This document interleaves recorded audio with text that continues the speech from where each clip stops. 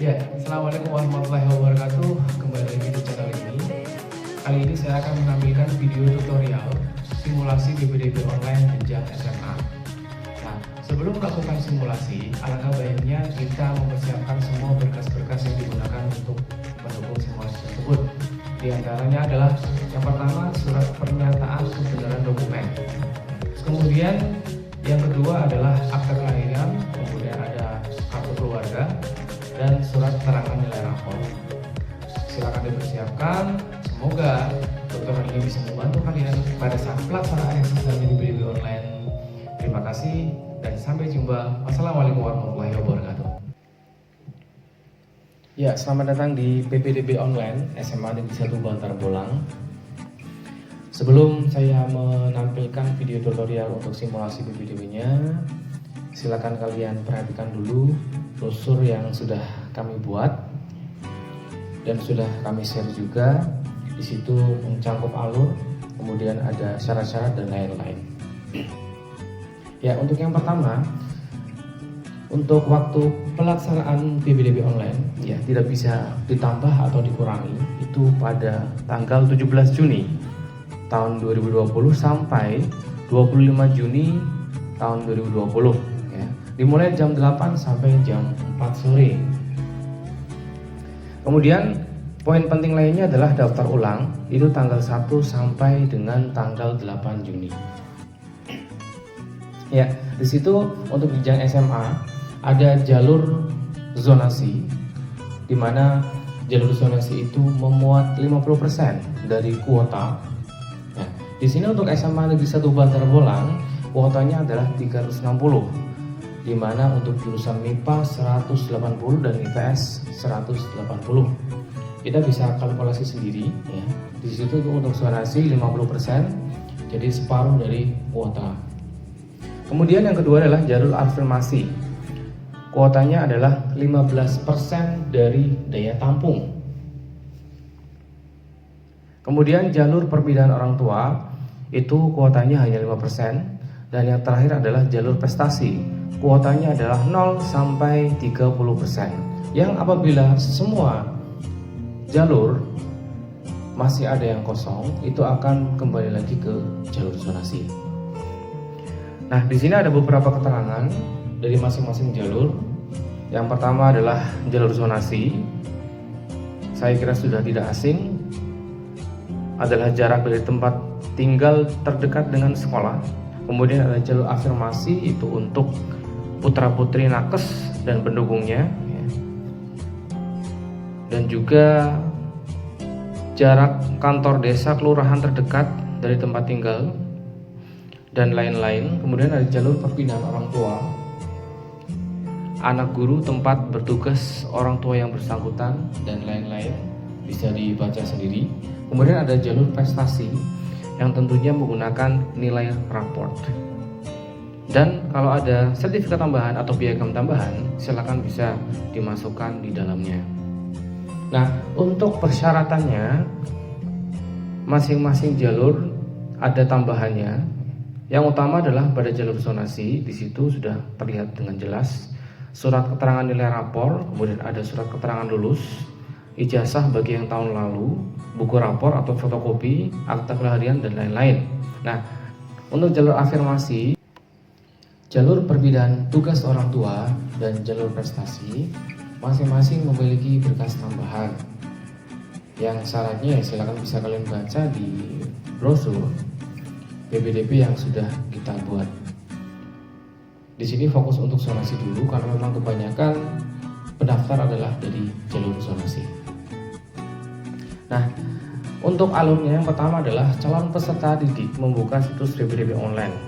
Ya, di sini nanti untuk pelaksanaan demonya atau pelaksanaan simulasinya tidak menggunakan situs ini.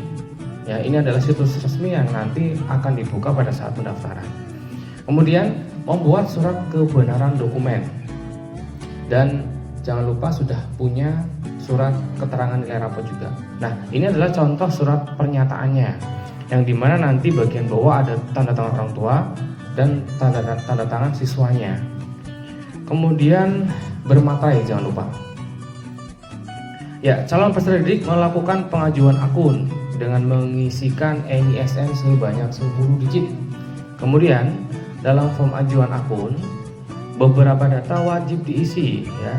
Sesuai dari yang sudah saya jelaskan, silakan dipersiapkan perlengkapannya atau kelengkapan dokumennya. Kemudian CPD memilih jalur pendaftaran, lalu memverifikasi akun secara mandiri dengan memasukkan token yang sudah didapatkan dari ajuan akun. Jangan lupa sebelum kita memilih sekolah, CPD juga harus wajib mengunggah surat pernyataan kebenaran dokumen dan tambahannya adalah surat keterangan nilai rapor.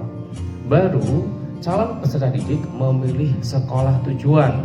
Pilihan pertama dalam hal ini adalah SMA N1 Bantar Bolang.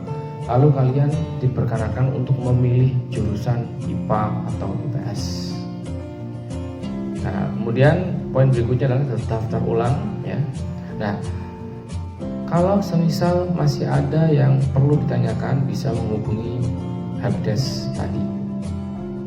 Oke, langsung saja. Pertama kita buka situs PPDB online ya. Di sini kita masih menggunakan situs demonya atau simulasinya, dimana nanti ketika kita masuk pertama kali kita disuruh untuk mengunduh surat pernyataan kebenaran dokumen ya. Kalau kita sudah punya, kita abaikan saja. Kalau belum punya, silakan unduh. Kemudian kita bisa tulis tangan atau lebih baiknya kita ketik dengan komputer lalu kita print. Itu lebih bagus. Sekali lagi jangan lupa bermaterai. Silakan sesuaikan dengan biodata kalian masing-masing. Kemudian yang pertama adalah kalian memilih ajuan akun. Ya, di situ kalian akan memasukkan NISN. Nah, di sini saya sudah siapkan contoh calon peserta didik ya. Ingat. Kemudian berikutnya adalah mengisi jenis lulusan reguler, kemudian tahun lulus adalah 2020 ya. Kemudian mengisikan nama ya. Nama diisi, tempat lahir diisi, kemudian jenis kelamin dan tanggal lahir kalian. Ingat, jangan sampai salah, harus berhati-hati ya. Karena di situ kalau menyalahgunakan data ya, atau tidak memberikan data yang benar, resikonya adalah bisa dikeluarkan walaupun statusnya sudah diterima.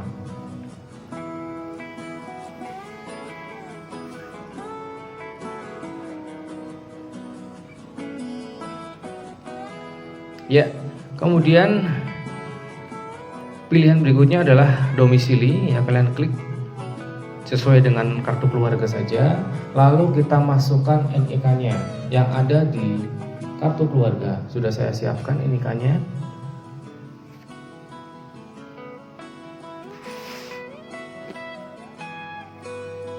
Kemudian masukkan kode keamanan atau kode verifikasi, lalu klik lanjut. Nah, di sini kalian akan dilihatkan data profil kalian ya. Yang berikutnya nanti kalian akan mengisi kelengkapan datanya. Persiapkan akte kelahiran dan surat keterangan nilai rapotnya atau SKL-nya ya. Nah, di sini kalian mengisikan tanggal kartu keluarga.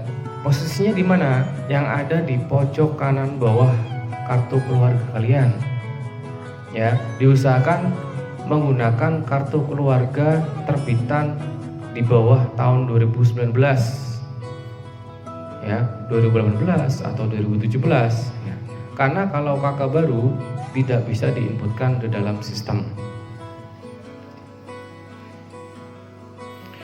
Ya, di situ kalian akan memilih status domisili sesuai dengan kakak. Kemudian anak tenaga nakes bukan, silakan kalian pilih bukan. Kemudian status siswa ya, bukan siswa miskin ya. Silakan diisi sesuai dengan kondisi kalian. Kemudian mengisi nilai rata-rata rapor semester 1 sampai 5. Ya, ini sebagai contoh saja saya isikan seperti itu. Kemudian apakah ada BKM tambahan ya. Kalau tidak ada BKM tambahan, kita abaikan saja. Nah, di bawah muncul akreditasi sekolah secara otomatis. dari SMP tadi. Nah, kemudian klik lanjut. Nah, apabila muncul komentar seperti ini, berarti ada data yang belum diisi. Ya, ingat, ada kolom yang bertanda bintang, itu berarti wajib diisi. Nah, ini kita isi. Kalau kita nggak punya, ya kita isi saja tidak punya. Kita klik tidak punya atau tidak memiliki, ya semuanya kita klik tidak memiliki semua, karena semuanya wajib diisi. Nah, baru kita klik lanjutkan. Nah, kita abaikan saja karena ini masih simulasi, ya kita oke saja. Lanjut, di situ kalian disuruh untuk mengecek datanya. Pastikan datanya sudah sesuai, ya jangan sampai salah, apalagi memalsukan nilai. Ya, itu resikonya bisa dikeluarkan walaupun sudah diterima. Ya. Oke, checklist, kemudian klik lanjut. Nah, di sini kalian mendapatkan token atau kode verifikasi yang nantinya digunakan untuk mengaktifasi akun kalian. Ya. Silakan dicetak, ya bisa dalam bentuk PDF yang disimpan di handphone, atau lebih baik kalian cetak di kertas, ya melalui printer, agar nanti sebagai bukti kalian sudah melakukan aktivasi akun, ajuan akun, mohon maaf ya. Nah, kemudian langkah berikutnya adalah memilih jalur pendaftaran. Di sini saya mencontohkan jalur zonasi. Kita klik zonasi. Nah, kemudian di situ kalian melakukan verifikasi akun. Boleh langsung dengan cara menekan tombol login, lalu kita pilih aktivasi akun. Ketika nomor pesertanya yang tadi sudah ada di kertas hasil ajuan akun, kemudian kalian masukkan tokennya dan email. Nah, email ini di sini digunakan untuk apabila kalian lupa password, itu bisa direset melalui email. Kemudian di bawahnya kalian isikan kode keamanannya. Kemudian kita pilih cari akun. Nah, di situ nanti kalian akan disuruh untuk membuat password kombinasi huruf dan angka besar kecil minimal 8 karakter. Ya. Nanti kalau passwordnya kurang dari segi keamanan, maka sistem akan menolak password tersebut. Di bagian bawah ada token verifikasi email, ya. Itu harus buka email kita untuk melihat token verifikasi yang dikirimkan oleh pendaftaran BPDB online. Ya, kalau kita nggak isi kan nggak bisa lanjut. Ya, silakan dicari tokennya dulu, masuk ke kontak masuk, di situ ada email dari BPDB online, dikopikan saja tokennya.